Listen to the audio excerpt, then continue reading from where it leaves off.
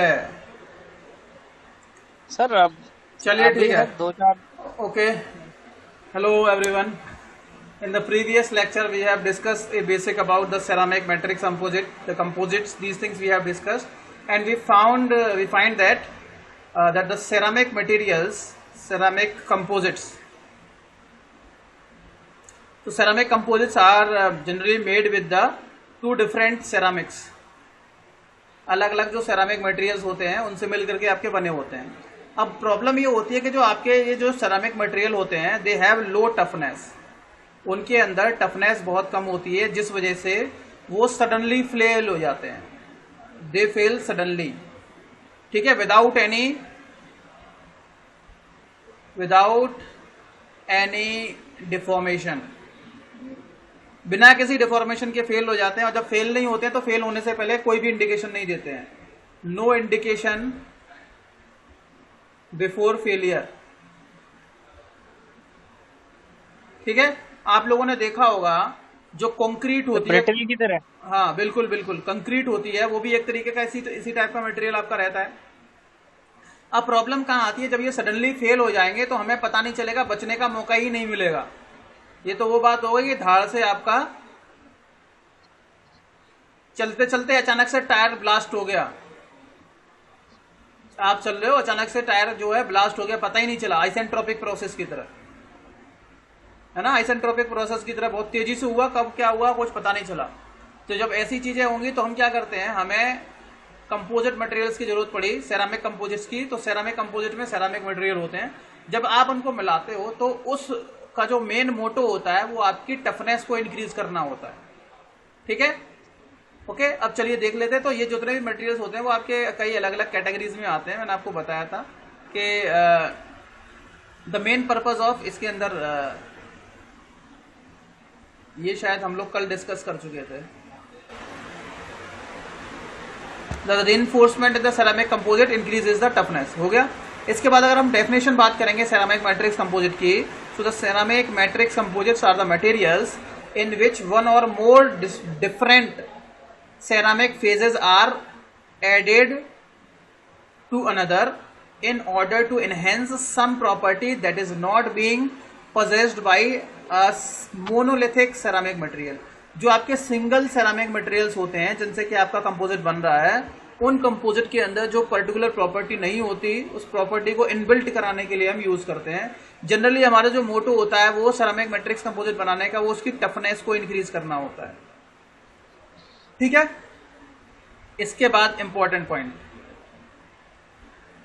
इन ceramic matrix composite. अब देखो ये जनरली दो टाइप की हम बात करते हैं, एक मैट्रिक्स होती है इसके अंदर और एक होता है आपका रीइंफोर्समेंट। मैट्रिक्स में क्या होता है और रीइंफोर्समेंट में क्या होता है।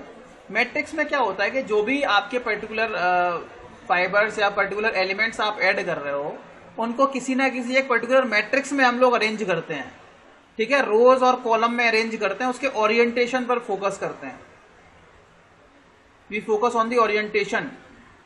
जबकि रीइंफोर्समेंट का क्या मतलब होता है, इस वाले केस में रीइंफोर्समेंट का मतलब है टू इंक्रीज द टफनेस, ठीक है, जो आपके सेरामिक मटेरियल है उनकी टफनेस को इंक्रीज करना। तो यही पॉइंट लिखे आगे, in ceramic matrix composite the given ceramic matrix is reinforced with either discontinuous reinforcement, मतलब जो आपकी सेरामिक मैट्रिक्स होगी उसमें या तो आप डिसकंटिन्यूस रीइंफोर्समेंट हो सकता है, चाहे उसके पार्टिकल्स आप लोगों ने अंदर भरे हुए हैं या विस्कस भरे हुए हैं या चॉप्ड फाइबर्स, कटे हुए फाइबर डाल दिए हैं, या कॉन्टिन्यूस फाइबर भी डाल सकते हो आप। जैसे आप लोगों ने फाइबर शीट्स देखी होंगी, फाइबर शीट्स देखी है कि नहीं देखी है, उसमें प्लास्टिक होती है बाहर और अंदर फाइबर ऐसे ऐसे पड़े होते हैं उल्टे सीधे, ऐसा ही कुछ इसमें रहता है। तो जो आप फाइबर जो रीइंफोर्समेंट आप कर रहे हो इन ये जो अंदर ये जो छोटे छोटे धागे डाल रहे हो ना आप, थ्रेड्स वगैरह ये जो डाल रहे हो या ये जो फाइबर्स डाल रहे हो, वो फाइबर्स आपके कटे हुए फाइबर्स भी हो सकते हैं, कॉन्टिन्यूस भी हो सकते हैं, डिसकॉन्टिन्यूस भी हो सकते हैं, फाइबर पाउडर फॉर्म में भी आप उसको यूज कर सकते हो, ठीक है। अब अब इंपॉर्टेंट क्या है, जो basic reinforcement which are included in the ceramic materials are carbon, generally आपका है, ग्लास, ऑक्साइड्स, नॉन ऑक्साइड्स, ये हैं।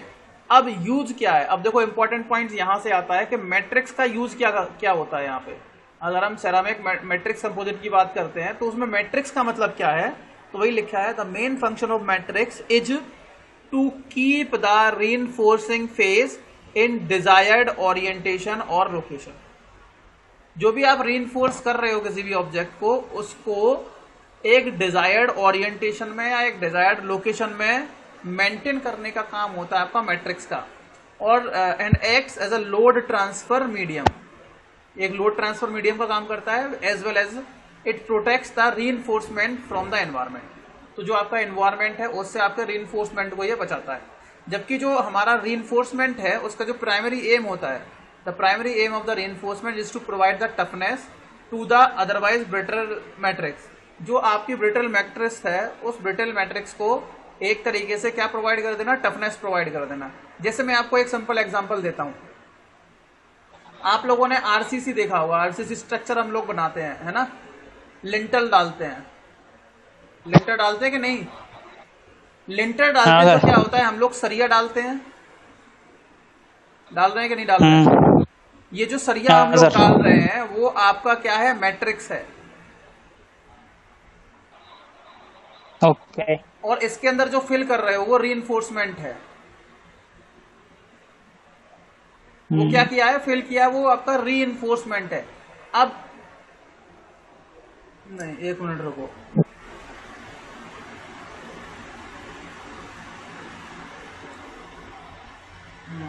जो सरिया है, ये सरिया लग रहा है,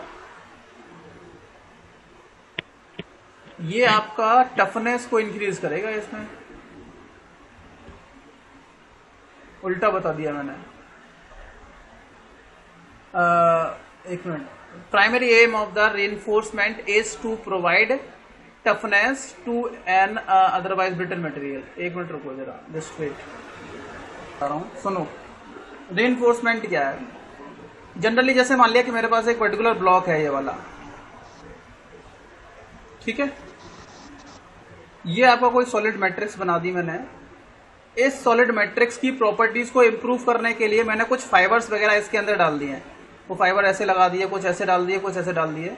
तो ये जो आप देख रहे हो, ये सॉलिड वाला पोर्शन, ये आपका है मैट्रिक्स, ठीक है।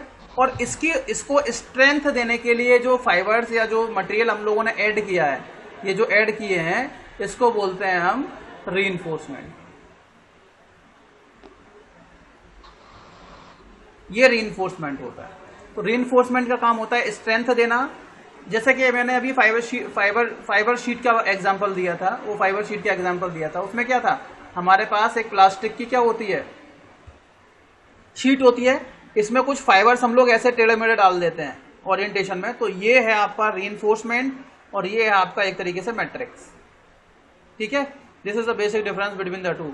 The principal aim of reinforcement is to increase the strength or toughness, while the principal aim of matrix is to keep the reinforcing face in the desired orientation, ठीक है। चलिए, अब जो आप रीइंफोर्सिंग मटेरियल डाल रहे हो, जो फिलर मटेरियल डाल रहे हो, वो आपके पार्टिकल फॉर्म में भी हो सकते हैं। These some the reinforcing materials are added to the matrix to enhance some other properties like electrical property, conductivity और thermal conductivity, thermal expansion, hardness। ये सारी प्रॉपर्टीज को इम्प्रूव करने के लिए हम लोग क्या डालते हैं, उसके अंदर फाइबर्स डाल रहे हैं, आप बोल सकते हैं रीइंफोर्समेंट कर रहे हैं, या चाहो तो फिलर मटेरियल बोल सकते हैं उसको, जो हम लोग लगा रहे हैं। अब जो आपके फिलर मटेरियल्स हो सकते हैं, जो पार्टिकल्स हो सकते हैं, वो आपके डिफरेंट शेप के हो सकते हैं। रीइंफोर्समेंट डिफरेंट शेप का हो सकता है। वो आपके स्फेरिकल हो सकते हैं, वो आपके रेगुलर हो सकते हैं, वो आपके फेस्ड हो सकते हैं। मतलब बॉल्स टाइप के हो सकते हैं, आपके इरेगुलर शेप के हो सकते हैं, और फेस्ड शेप के हो सकते हैं आपकी पार्टिकल्स जो आप उसके अंदर फिल कर रहे हो, ठीक है। वैसे इसमें ज्यादा हो गया, आपको सेलेक्टेड चीज ही लिखनी है कि क्यों यूज करते हैं, सेरामिक कंपोजिट होता क्या है, ओके। जनरली जो आपके सेरामिक मैट्रिक्स कंपोजिट होते हैं उनको हम प्रोसेस करते हैं कन्वेंशनल पाउडर प्रोसेसिंग टेक्निक से। और या हालांकि जो आपकी पाउडर मेटलर्जी टेक्निक्स होती हैं पुरानी, या तो उनको यूज़ कर सकते हैं या कुछ न्यू टेक्निक्स भी हम लोग यूज़ कर लेते हैं। इसके अलावा हम बात कर लेते हैं एडवांटेजेस और डिसएडवांटेजेस की। तो सबसे पहले अगर हम एडवांटेजेस की बात करेंगे तो पहली प्रॉब्लम यह है, क्योंकि पहली प्रॉपर्टीज है excellent wear and corrosion resistance property. ठीक है, वियर एंड टीयर प्रॉपर्टी बढ़ जाती है इसकी, कोरोजन रेजिस्टेंट हो जाते हैं, स्ट्रेंथ बहुत ज्यादा हो जाती है, high strength to weight ratio होता है, वेट कम होता है, स्ट्रेंथ ज्यादा होती है। Strength they also retain their strength at the high temperature, high temperature पे भी अपनी स्ट्रेंथ को मेंटेन करते हैं। केमिकली स्टेबल होते हैं, बहुत जल्दी रिएक्ट नहीं करते। Non catastrophic failure, sudden fracture नहीं होता है, सडन फ्रैक्चर नहीं होता है। ठीक है, नो सडन फ्रैक्चर। हार्डनेस अच्छी होती है, लाइट इन वेट होते हैं। इसके कुछ ना कुछ डिसएडवांटेजेस भी हैं, ये भी आप लोगों को देख लेने हैं। तो अगर हम डिसएडवांटेजेस की बात करेंगे, प्रोसेसिंग थोड़ी सी, क्योंकि ये जो सेरामिक मटेरियल्स होते हैं वो हाई टेम्परेचर पे फॉर्म होते हैं, इसीलिए ये एक डिसएडवांटेजेस है। हाई टेम्परेचर की रिक्वायरमेंट होती है इसमें। These are design to improve the toughness of monolithic materials. ठीक है, बट प्रॉब्लम है इसकी, डिसएडवांटेज क्या है, ब्रिटलनेस। फिर भी इसके अंदर जो आपके मोनोलिथिक मटेरियल्स हैं उनकी ब्रिटलनेस थोड़ी बहुत आपको देखने को मिलती है। प्रोसेसिंग टेम्परेचर हाई होता है, ये है, कॉस्ट ज्यादा होती। और जो आपके हम लोग मटेरियल्स इसके अंदर यूज करते हैं उनका अलग अलग कोफिशिएंट ऑफ एक्सपेंशन होता है, उसके साथ एडजस्ट करना भी एक अलग टास्क है। एप्लीकेशन इंपॉर्टेंट है, एप्लीकेशन कहाँ कहाँ यूज करते हैं। जो आपके जो सेरामिक मैट्रिक्स हैं, आपको पता है हाई टेम्परेचर पर जनरली फॉर्म किए जाते हैं, तो ये जो आपके मटेरियल होते हैं वो हाई टेम्परेचर एप्लीकेशन में बहुत ज़्यादा यूज किए जाते हैं। इनकी excellent wear and corrosion resistance होने की वजह से हम लोग इनको हाई टेम्परेचर एप्लीकेशन के लिए यूज करते हैं। साथ ही साथ इनको these are use for the production of cutting tool materials which are made up of silicon carbide fibres whiskers. ठीक है, सिलिकॉन कार्बाइड के जो होते हैं उनसे फॉर्म होते हैं, इसीलिए हम लोग इनको जो आपके कटिंग टूल्स होते हैं उनके फॉर्मेशन भी हम लोग यूज करते हैं। इनको generally they are also widely use in the several engineering application like heat shielding में यूज करते हैं। गैस टर्बाइन कंपोनेंट्स बनाने के टाइम भी हम लोग इसको यूज करते हैं। रॉकेट इंजन में भी यूज होते हैं, बर्नर्स के कंपोनेंट्स बनाने के लिए, फ्लूइड हॉट, मतलब जहां भी हाई टेम्परेचर एप्लीकेशन होगा वहां हम लोग इसको यूज करेंगे। ठीक है, तो this is the basic what we have studied the ceramic matrix composite. Ceramic आप लोगों को पता है, ceramic are the materials which are use. Next आपके जो मटेरियल आते हैं वो है पॉलीमर मैट्रिक्स कंपोजिट। ये आपके हैं पॉलीमर मैट्रिक्स कंपोजिट। ठीक है, पॉलीमर मैट्रिक्स कंपोजिट मतलब वो कंपोजिट जो पॉलीमर जो है, एक ये पॉलीमर है, दूसरा ये पॉलीमर है, प्लास्टिक समझ लो, इनको मिलाने से जो नया आपका मटेरियल बनता है that is called the PMC, polymer matrix composite. Matrix form आपकी जनरली उसके ओरिएंटेशन को बनाए रखने के लिए होती है और दूसरा आपका स्ट्रेंथ प्रोवाइड करने के लिए। तो जो आपके कंपोजिट मटेरियल हो गए, आपके जो सिंथेटिक फाइबर्स होते हैं, आप लोगों ने देखा होगा ना, फाइबर शीट जो होती हैं, फाइबर शीट होती हैं, वो आपके एग्जाम्पल हैं इसके पहले पॉलीमर मैट्रिक्स कंपोजिट के।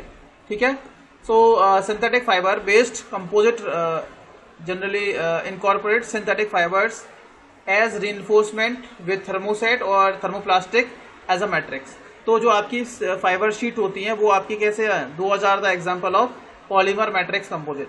तो इसमें होता क्या है, जो आपके सिंथेटिक फाइबर्स होते हैं उनको हम एक रीइंफोर्समेंट की तरह यूज करते हैं, और जो आपके प्लास्टिक होती है, चाहे वो थर्मोसेट प्लास्टिक हो या थर्मोप्लास्टिक हो, वो आपके मैट्रिक्स की तरह यूज की जाती है। ठीक है, जनरली आप इसका अभी डायग्राम आप लोगों को दिखाया जाएगा, यू कैन सी हियर।